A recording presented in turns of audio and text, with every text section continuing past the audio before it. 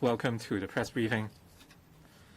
With us today are Dr. Albert Au, Principal Medical and Health Officer of the Center for Health Protection, and Dr. Lau Ka-hin, Chief Manager of the Hospital Authority. Dr. Au will first brief us on the cases. Good afternoon. I would now report the latest information on COVID cases from March the 14th at the CHP. Yesterday, there were 11,556 cases who tested positive through PCR tests. Case number 635682 to 647637. Of these cases, 2,005 cases were detected through the Hospital Authority, 2,137 were detected through the Public Health Laboratory. The remaining 7,814 were detected through private laboratories. 4 cases were imported. The remaining 11,952 cases were local cases. In terms of genome sequencing,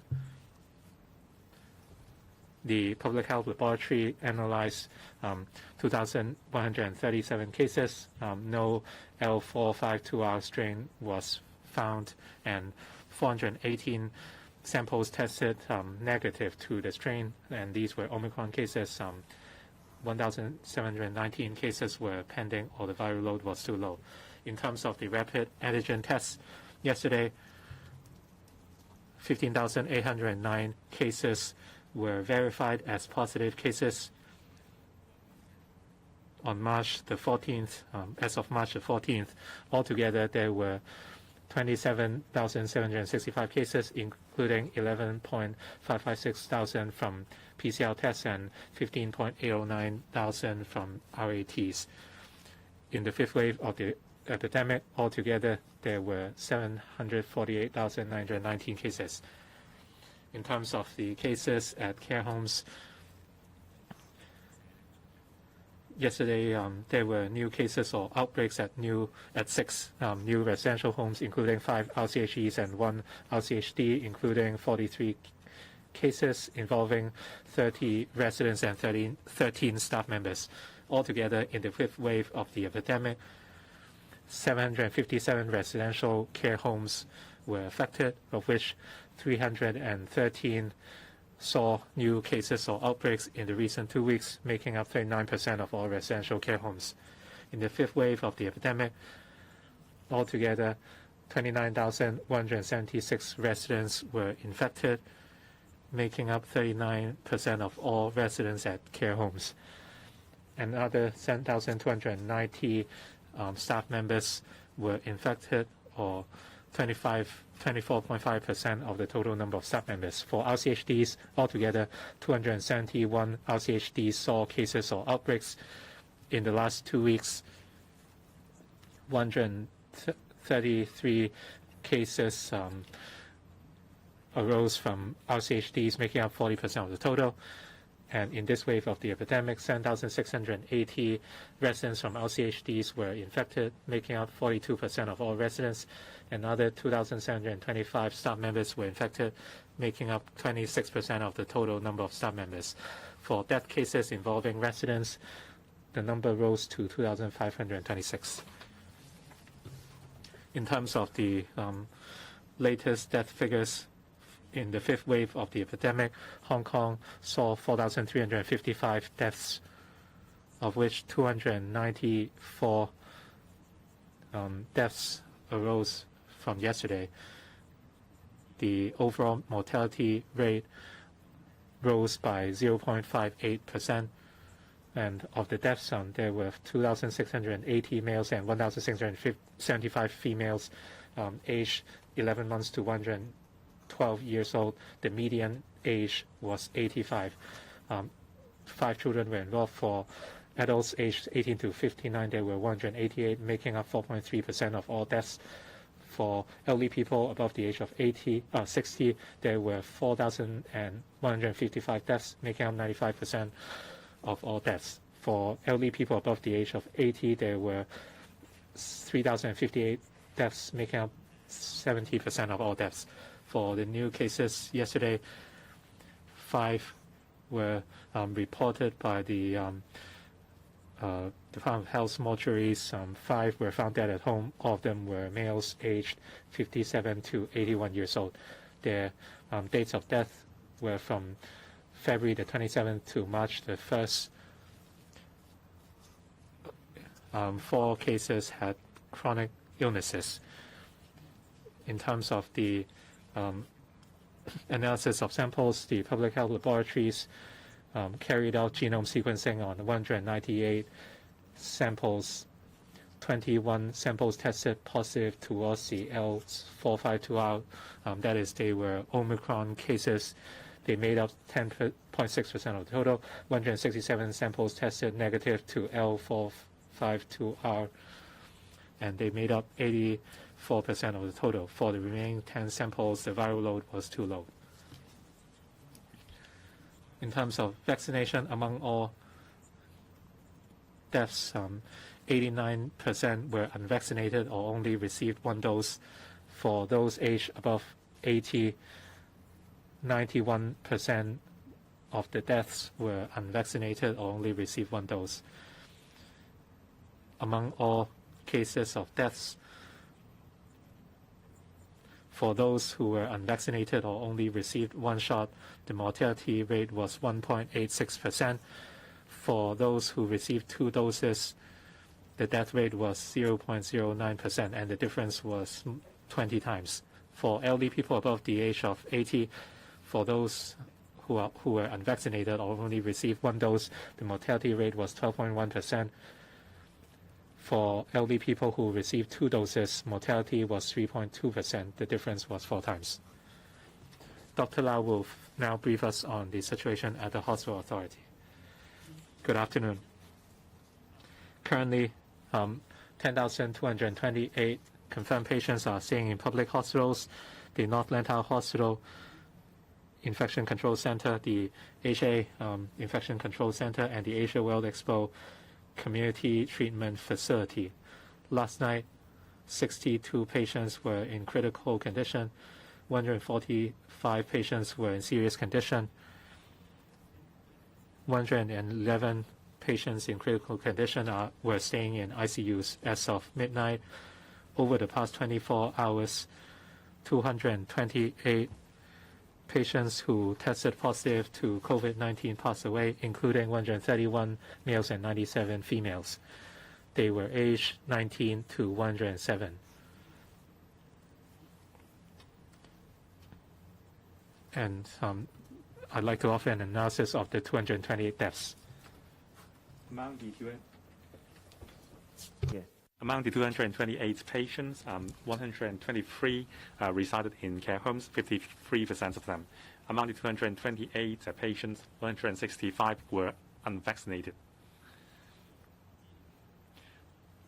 And there were 36 patients who had received 1 dose, 27 received 2 doses, and 2 patients received 3 doses. For diseased patients above the age of 65, there were 208. Now, I would like to give you some information about the patients who passed away. There was a 19-year-old patient.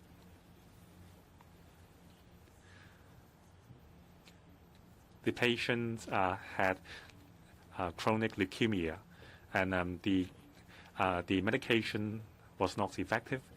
So the patient was a patient with chronic disease in poor health. Another disease that patient was 40 years old. The patient had heart issues and thyroid, and also the patient was mentally incapacitated and resided at a care home. Now, the third patient, a 43-year-old patient with immunology issues.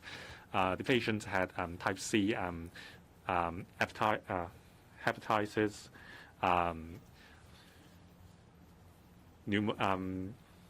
tuberculosis, and brain tumor. The fourth patient was a 47-year-old patient. The patient had heart problem and also respiratory issues with chronic diseases like diabetes and hypertension. The fifth patient was a 48-year-old patient. The patient had mild mental, moderate mental incapacity. He had type B hepatitis and had epilepsy. The sixth deceased patient was a 49-year-old patient with a genetic disease.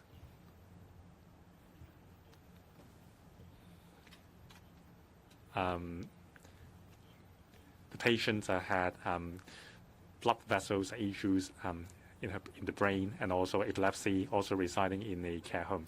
The fifth patient was a 31-year-old patient with diabetes and with a late-stage renal failure. The patient was also in poor health. The eighth deceased patient was a 55-year-old patient. The patient had hypertension and had a stroke. The patient was not able to eat on his or her own and was residing in a care home. The last deceased patient was a 57-year-old patient with inborn blood vessel issues. The patient had fingers removed. The patient had strokes and heart diseases, and also the patient required stomach dialysis because of late-stage renal failure. So all these patients were patients with chronic illnesses. Some of them required care and were staying at care homes. And because of the backlog, today we have to report some death cases between the 8th of March and the 13th of March. There were 56 patients who passed away, including 37 males and 19 females aged between 26 and 101 years. Now, about the 26-year-old patient, the patient was a patient with severe mental disability residing in medical institutions. The patient had inborn kidney problem as well as epilepsy.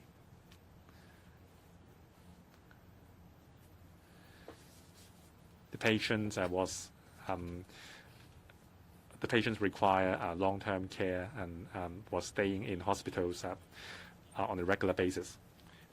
In the past 24 hours, 905 patients were discharged, and around 35 patients were found to be positive on admission and screening, and 45 patients in the same ward were classified as close contacts. So far, 15,766 medical staff members were confirmed. Among them, 7,597 have recovered and returned to their positions. And I have two reports to make. First, the commissioning of the isolation and monitoring system. The system's purpose is to provide support to patients at home. The system will commence operation at 6 p.m. today. Confirmed patients will receive an SMS with links. Via the links, patients can submit their personal data, their testing results, as well as their health conditions online. Patients can report their symptoms, including warning signs. For example, continuous high fever for 2 days despite antipyretics, low body temperature that is lower than 37 degrees Celsius, seizures, discomfort in the chest or abdomen, and so on. After making the reports, the system would remind the patients that these are rather serious symptoms, and the patient should approach an A&ED or approach a clinic. If high risk factors are declared, for example, below the age of 5 or above the age of 70, pregnant women over 28 weeks are pregnant, transplant patients, then the system will remind the patients to make a booking as designated clinics. Also, colleagues working as the patient support call center would follow up on these high-risk patients. The reports would also, the system would also provide information and recommendations to patients, and also RAT test results can be submitted via the platform. However, I would like to remind the public that the platform is targeted for patients staying in isolation facility centers. So please save the system for the one in need. Now about the mainland medical teams. Starting this morning, the mainland medical team has visited the Asia World Expo Community Treatment Center to get familiarized with the system and the venue. They will start working tomorrow. And also, the HA has sent a team to help the mainland colleagues, including briefing them on the procedures, clinical systems usage, prescription of medication, medical treatments, procedures, and other operational details. To facilitate the medical team,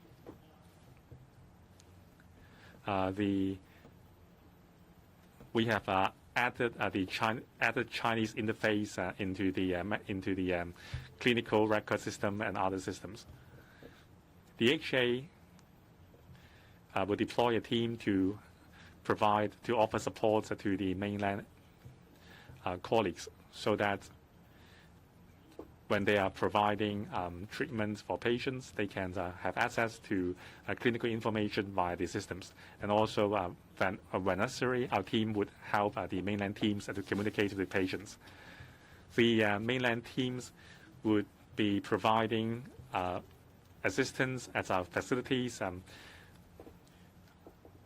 under the name of the HA, and we thank the mainland medical support team for the help, and it is very effective in alleviating the burden faced by the HA. Now about the operational situation of the AWE Community Treatment Center. You may recall that during the first few waves, the AWE facility took in patients who had mild symptoms and who were relatively younger. In the fifth wave, we have a lot of patients need to be put into hospitals, and also we have a lot of elderly patients requiring treatment. The Community Treatment Center is also taking in patients who are in an elderly age with chronic illnesses and required more help. Because of the constraints of the AWE, and also we want to focus our manpower on offering care for patients with serious conditions. As a result, we cannot provide bathing or showering services for bedridden patients. We understand that this is not satisfactory. However, please understand our situation, and we will do our best to care for the patients. Our staff would assess the situation of the patients and help turn the patients, change diapers, and clean their bodies. And also, we will also assess the skin conditions of the patients. Depending on the needs, we would wipe and clean the patients' bodies on the bed. With the support offered by the mainland medical team, the standard of care provided for the patients would further improve. We would review our workflows and scope of service on a regular basis to improve our operations. With the extra manpower, including doctors, nurses, and other healthcare staff, we will be able to receive more patients at our community treatment facilities. The floor is now open for questions. Please identify your organization before you speak. The lady on the front row, please. I'm from Phoenix TV.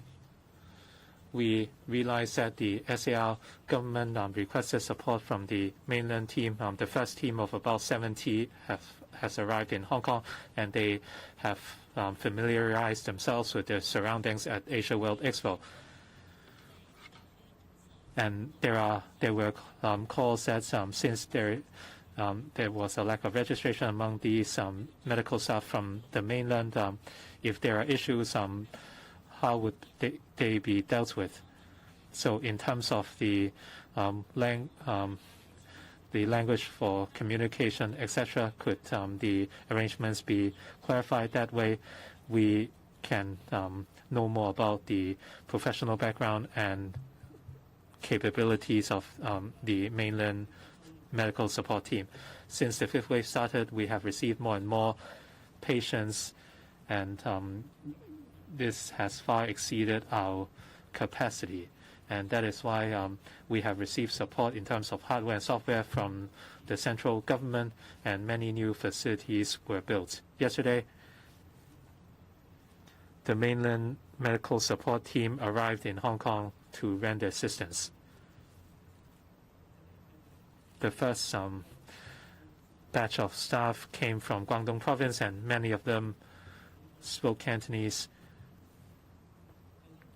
If they have issues communicating with patients, our staff are very happy to offer help, say, by providing translation. Hong Kong uses English as the predominant language, and that is why we have sought to improve our systems.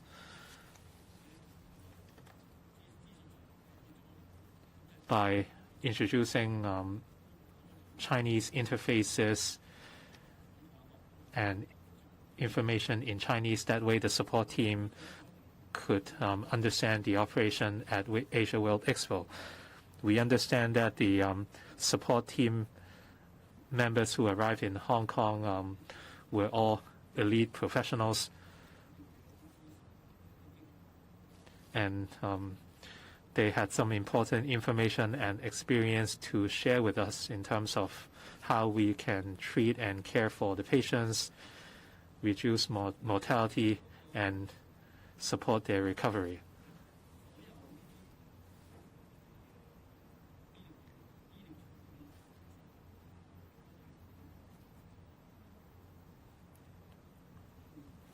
For mainland medical support team members who arrived in Hong Kong, they would be considered honorary members.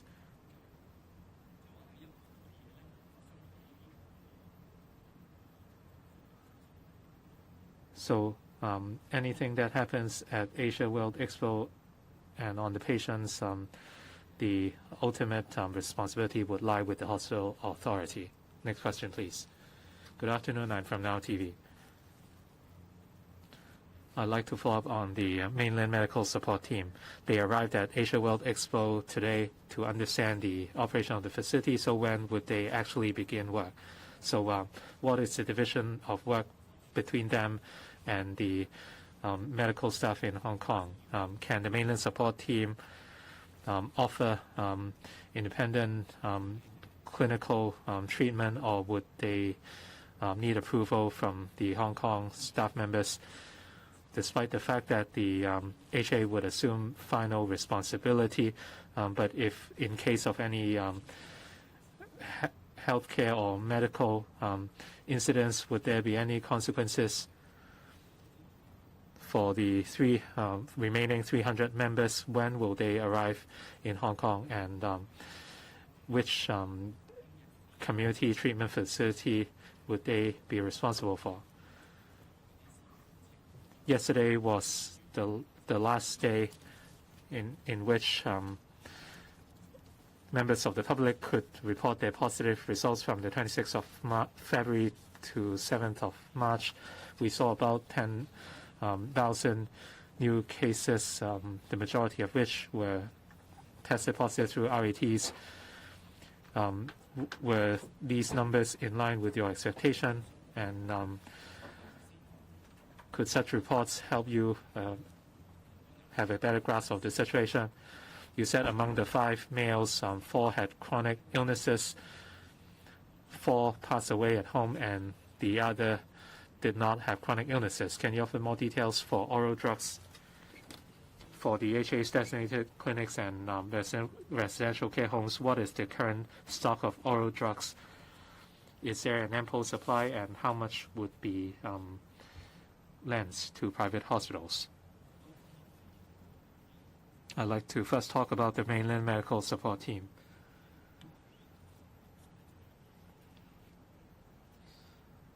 We engage in collaboration with the mainland medical support team. If you have been to hospitals, you would realize that patients are cared for not by an individual but by our team, involving doctors from different levels, and different staff had their respective expertise and proficiencies. We have local experts, and mainland experts would also offer their professional advice. So we would engage in joint care for the benefit of the patients. Like I said yesterday, we would work together to come up with a treatment plan for the patients. And in terms of the issue of responsibility, honorary employees are actually not a novel concept. Many professors are our honorary employees. In other words, they were not hired by ourselves, but they can serve as honorary employees for us by providing treatment and administering drugs on the patients.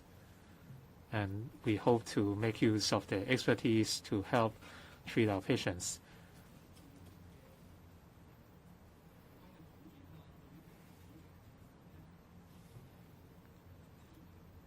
The terms or provisions that apply to our employees on patients would equally apply to honorary employees.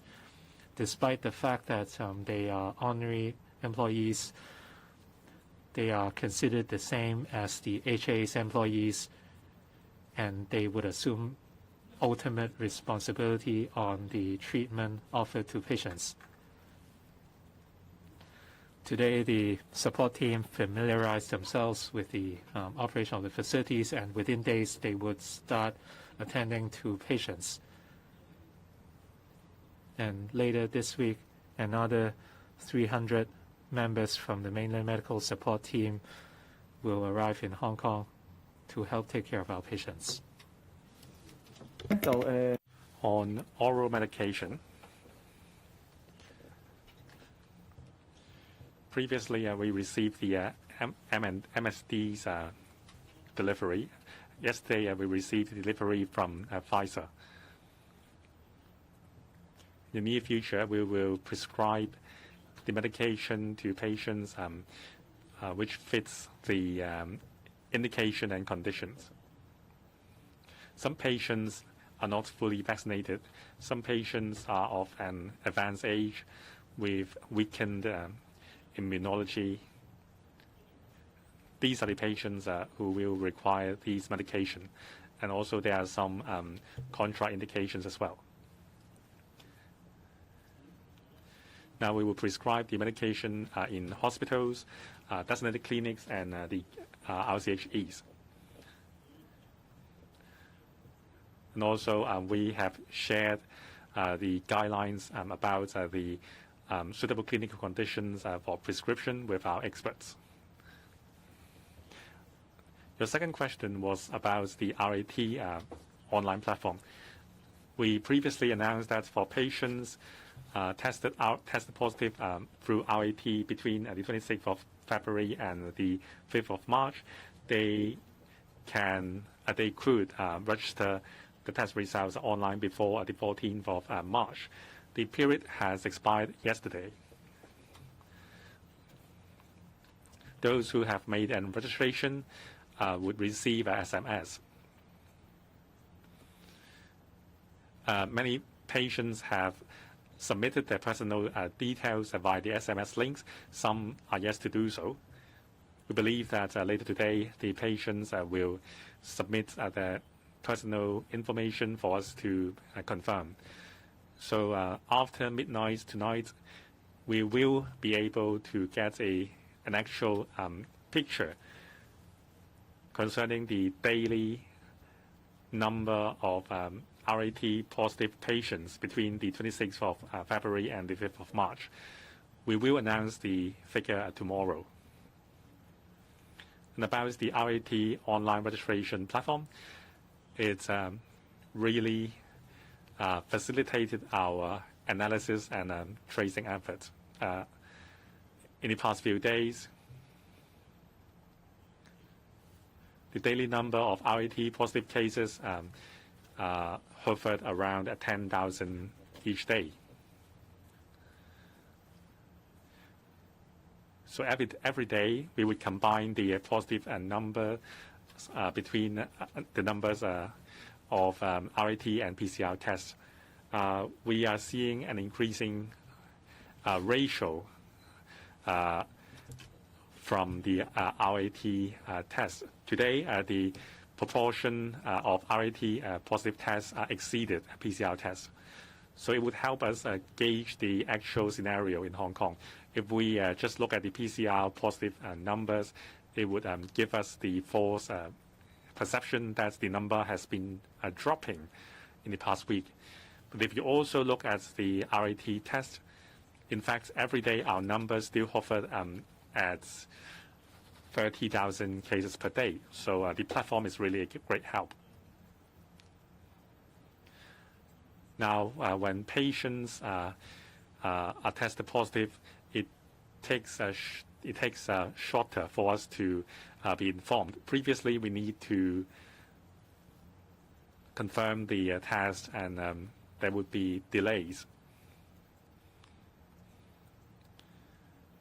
So the patients would not know that they are positive after in 3 or 4 days.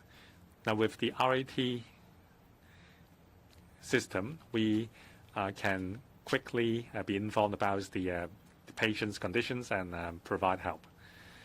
Now, finally, I would like to clarify a figure. Now, the total number of cases in the 5th wave is, the number of death cases is 4,355 cases, 289 cases more than yesterday, including 5 cases from the backlog.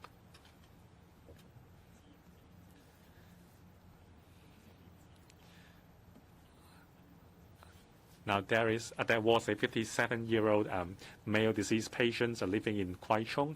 He was found dead on the 28th of February. According to initial investigation, he had no chronic disease, and he had symptoms, and he fainted at home. And when the ambulance arrived, he was pronounced dead at home. Next question, the lady in the middle. Hi, I'm from Cable News. And previously, the HA said that patients at designated clinics would be prescribed the oral medication. However, according to the patients, some immunocompromised patients claim that they were not prescribed the oral medication. They were only prescribed with cough syrups. Now, some clinics refuse to treat COVID patients. Some even put surcharges on patients with symptoms. So would the HA issue guidelines to clinics? And also at the clinics only have the traditional conventional medication, so would you also give them a new drugs? Now some patients after 14 days they recovered and they were allowed to go. But what about household members confirmed positive? Do they need to start the quarantine again? And it seems that there is no clear guidelines. Now, the two oral medication, including the MSD's molnupiravir and also the drug from Pfizer,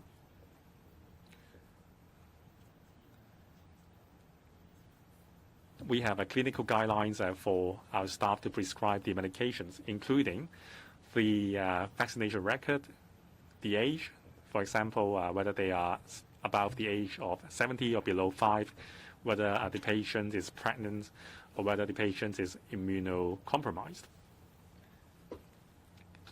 It is not about how the patients feel. There are objective guidelines, for example, whether the patient had organ transplant or whether the patient has immune disease or whether the patient is taking immune suppressants, for example, cancer drugs. So we would assess the symptoms and the bodily conditions of the patients and follow the clinical guidelines in prescribing the two new oral medications. So if you are seeking medical advice at a designated clinics, and if you have any doubts, you can ask the doctor whether you need to take those new medications so as to clear doubts. The second question was about household members of recovered patients who are tested positive. Does the patient need to undergo quarantine again? Normally, during the initial period after recovery, the recovered patients would be protected against the virus. It is not likely that the patients would be infected again in a short period of time, for example, 10 days, unless there is a new variant. However, the major variant is Omicron in Hong Kong. Now, if a patient is not vaccinated, the isolation period would be 14 days. On the 14th day, if the RAT is negative, then the patient can go. Now, the household members would be subject to quarantine as well. If they test positive subsequently, then for the recovered patient, no further quarantine order would be issued to him again. The case may be that household members test positive subsequently. Then the quarantine period for unaffected household members will start counting from the day when the last sample was taken. Next question, please. The speaker is not coming through the microphone. The speaker is not coming through the microphone. The lady at the back, please. I'm from Commercial Radio. Despite the extra designated clinics, it's still rather difficult to make a booking. Some experts said that the oral medications should be administered as soon as possible, but some elderly people are concerned that by the time they receive the drugs, they have exhibited symptoms for more than 5 days. So how could you prevent cases in which patients' conditions worsen as a result? And paracetamol has been added to the kits to be distributed to positive patients, but there are lack of guidelines on the use of or the combined use of Chinese and Western medicine. Would more guidelines be added for the isolation care system? Once activated, how many cases are expected to be dealt with by the system every day, and what would you do with the reported cases?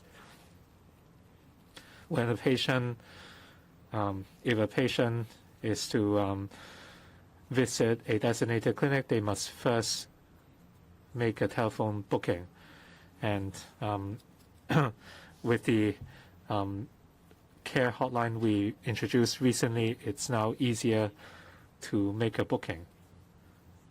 The hotline is provided for elderly people, those who are young, pregnant for more than 28 weeks,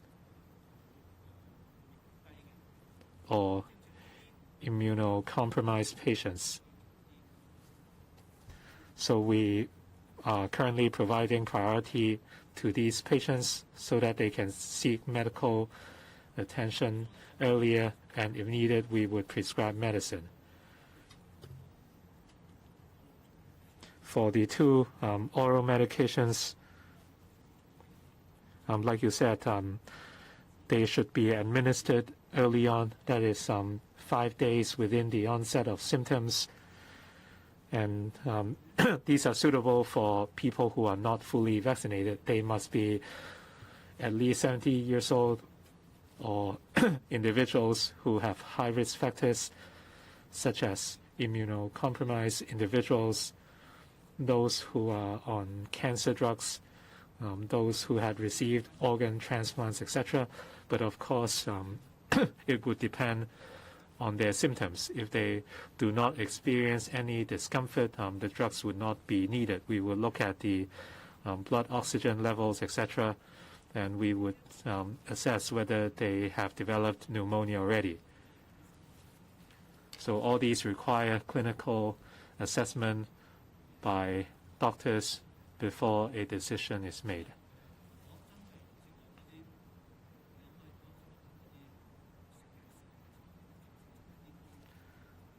The criteria I just mentioned would fit the bill for high-risk patients. If we can assign at least half the lots to these patients, and by providing a hotline, we believe they can secure medical attention on time and receive medication.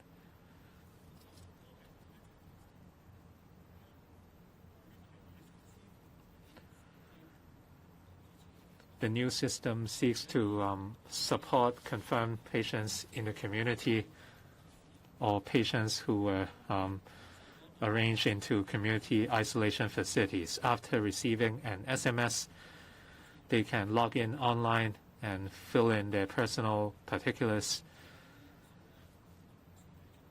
For instance, whether they carry any high-risk factors, their health conditions, etc.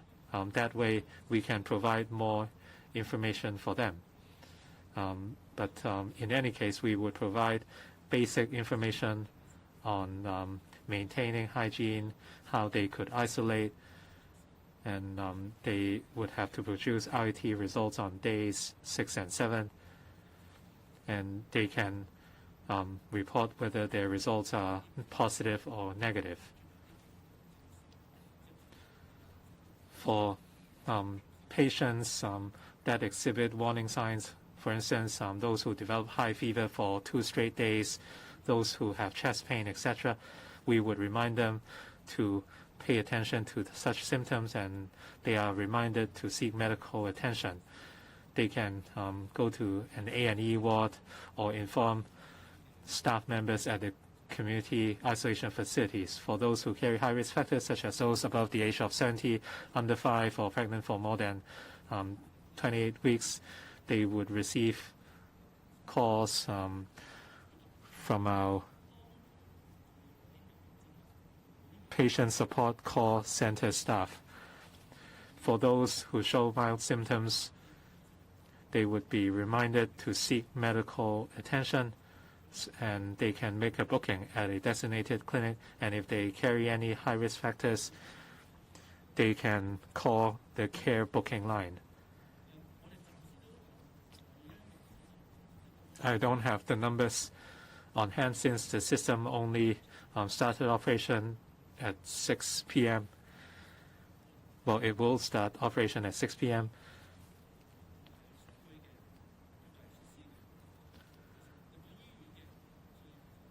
For patients who were admitted to hospital, they would not need to report any information to the system since they are attended to already, and they do not need to report their symptoms.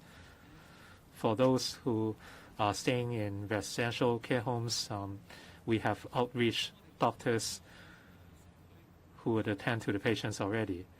So for patients who are infected in the community or those admitted to isolation facilities, we hope to offer more care information and reminders.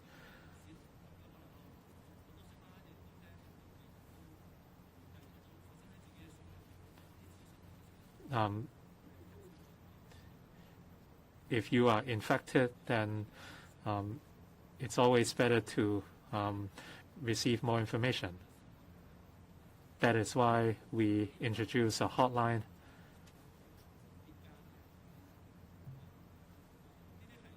And we would also provide information on the designated clinic, hotlines, etc. So at this point, we hope to provide more attention and care for these patients. Dr. Au, anything to add about the information kits? In terms of the information kit for home isolation, once we receive a confirmed case report, their information would be referred to the right departments, and information kits and anti-epidemic kits would be distributed as soon as possible. The lady on the second to last row, please. I'm from Ming Pao. First of all, a question for Dr. Au. For the 5 cases from mortuaries, did the patient seek medical attention, try to book appointments at designated clinics, or call the ambulance? According to projections from HAAU, by the 14th of March, 3.58 million people were infected. Were these in line with government projections? From 28th to February to the 5th of March, did the RET positive numbers tally with such projections? If there's a big gap, does it mean that many people did not receive their diagnosis? For the deadline for submitting RET positive results was March the 14th. How many people did not upload the required documents after the 15th of March?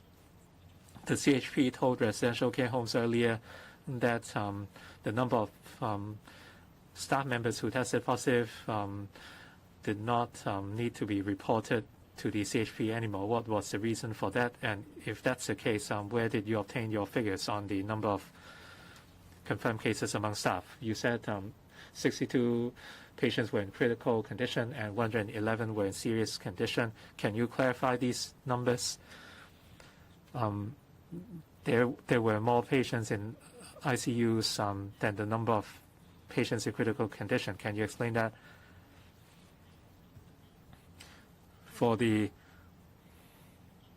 care hotline and ordinary hotline, what is the average number of days needed to secure a booking? And would it take more than 5 days, which is the golden window for treatment?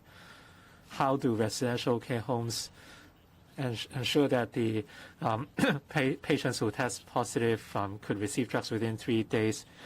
And some Hong Kong doctors said that the mainland medical staff issued certain Chinese documents, and they had to be rewritten in English by Hong Kong medical staff. Would that affect efficiency? Now you mentioned the mathematical model adopted by the University of Hong Kong. They adopted some parameters to project the infection number in the near future. Now, as we all know, the Omicron variant is highly infectious. There may be it may be airborne. And also, a characteristic of Omicron is many of its patients are asymptomatic. So we know for a fact that the infection number does not reflect the real picture. There are many people who have no or mild symptoms and they are not tested, so we will never be able to find out these cases. All along, we are looking at the trend. We would look at the PCR test results and look at the trend. So far, we have some 700,000 cases. According to local mathematical models and foreign medical journals, for every known case, there may be 3 to 4 unknown cases. So the projection made by the University of Hong Kong is reasonable. Now about the RAT online registration platform for reporting past cases. The deadline was yesterday. The SMS is valid for 24 hours only. So for a small number of patients before midnight yesterday, they still haven't uploaded their information. So the SMS link will expire by midnight tonight. So after these patients have uploaded their information, we would collate the figure. According to the past week's experience, most of the patients who received our SMS would upload their personal information for us to confirm, and then we would include them in the daily number. The third question was about the reporting criteria for staff at care homes. Many staff members are making use of RAT. So our requirement is that if a staff member is tested positive through RAT, then just like ordinary members of the public, they have to report the case via the online platform, and then we would issue the isolation order to them and quarantine orders to their family. Second, if a care home is aware that one of its staff is infected, they need to report to us. When there are additional cases from care homes with known outbreaks, they still have to report to us promptly. That has always been the guideline we give care homes. Concerning the figures we announced, last night we reported an additional 62 patients in critical condition, and 145 patients were in serious condition. So the total number of critical patients, 111, are in ICU.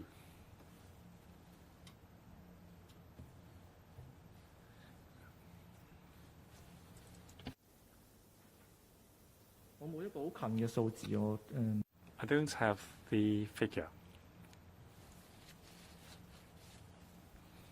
On the 13th,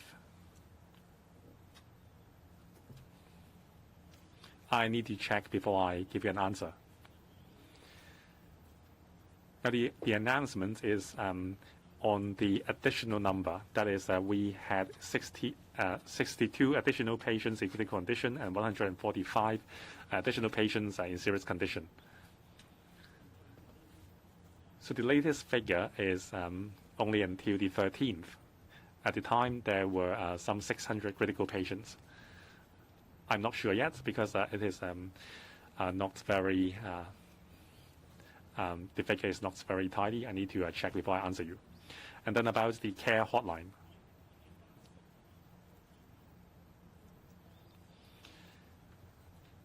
Yesterday, the additional designated clinics were not commenced yet. We had 3,000 tickets yesterday, and today we have some 4,000. So yesterday, designated clinics received some 3,000 patients. So the idea is to give a priority tokens to patients in need. So if their symptoms meets the prescription criteria, they could be given the medication. So we hope medication could reach them in 5 days after infection or after symptoms, after onset.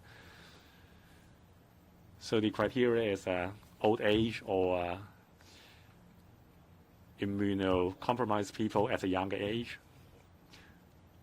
These patients can reach us quickly and get a priority token through the care hotline. So for care homes, the situation is easier to deal with because we have outreach gynecologists to offer help at care homes.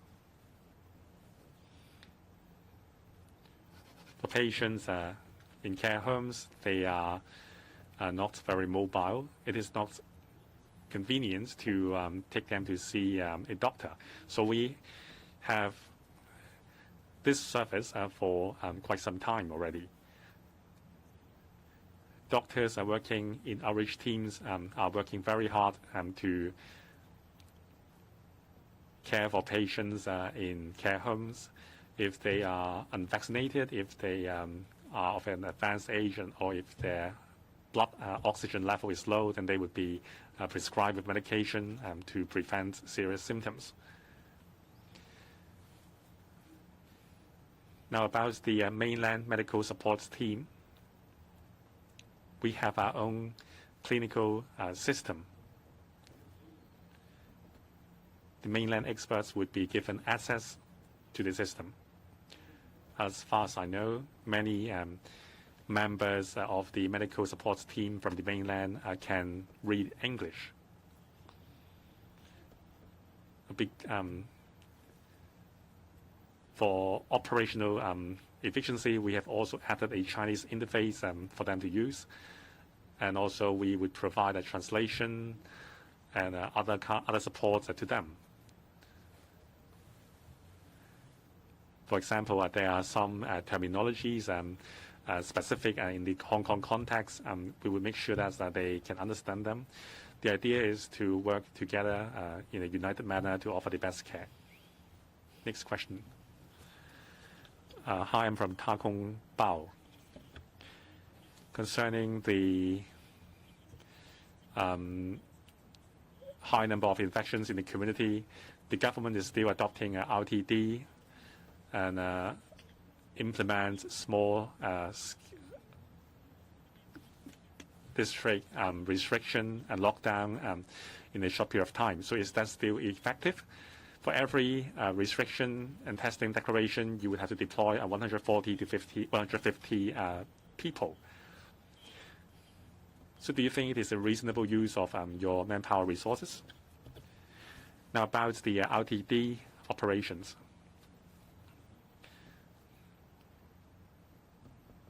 Through sewage sample testing, if infection is found in a building or a district, RTD will be carried out. Every night, there are at least 10 buildings subject to RTD, and through the lockdown, many cases are found. It shows that it is an effective measure to find out invisible and undetected cases in the community, so that we can arrange patients to go into isolation facilities and avoid community infection. In terms of manpower, the government has mobilized manpower from most of our departments, as well as additional forces in the civil service, like the Secretary for CSB, for Civil Service has said. I'd like to report the results of the recent RTDs over the past week. On average, For positive cases detected through RTDs, the percentage was between 12 to 13%. More than 15,000 cases were detected through these restriction testing declarations in the recent week, starting from March the 10th. The number of people tested were about 28,000, and we found 3,400 cases, or a percentage of about 12%. And where appropriate, these patients were transferred to community isolation facilities, and their household members would be put on home quarantine. The final question for the day, the lady on the back row. So can we have the details of the child under 3 years old who is living in the ICU at the moment? And second, did the 13 private hospital pledge to reserve a total of 1,000 beds, mostly for non-COVID patients, helps to ease the pressure on the healthcare system? And third, Dr. Lau, could you please repeat the death number and vaccination status of the fatalities in the past 24 hours? Because you said 228 passed away in the past 24 hours, but the vaccination status did not add up. And lastly, there have been 852 imported cases in the fifth wave. Have any of them been serious, critical, or patients who passed away? Thank you.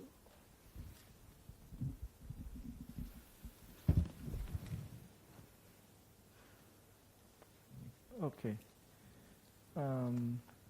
Up to this moment,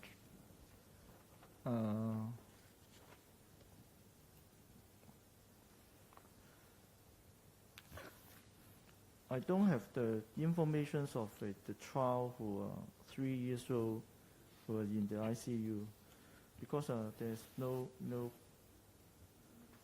The youngest critical case is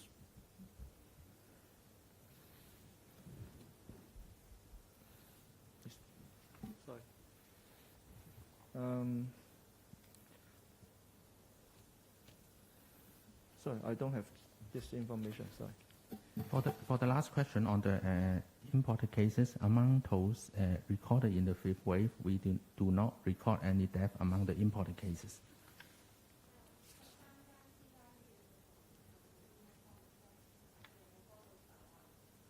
Yeah.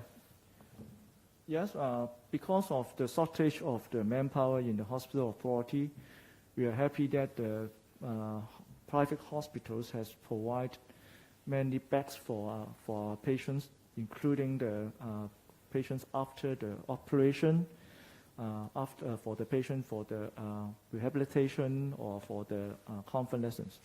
At the same time, they also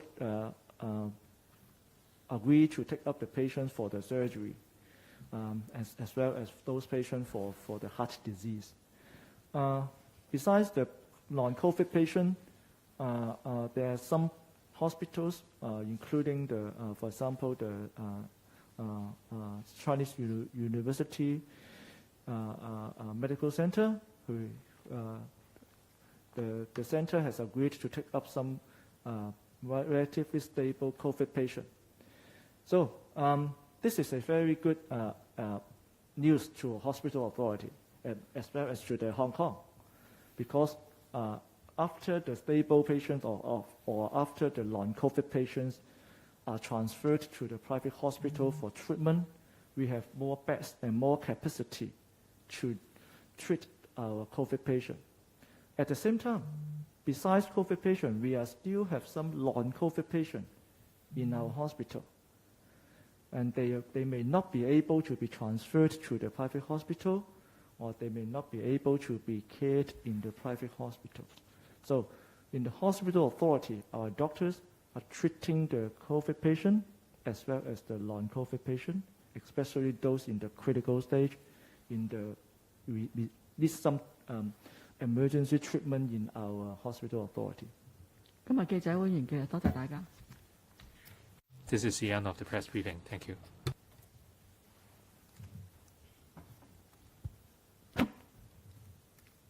我頭先講漏咗一個咧，係 I'd like to provide some information on vaccination. 163 were unvaccinated, of which 36 received 1 dose, 27 received 2 doses, and 2 received 3 doses. 多謝大家。 Thank you.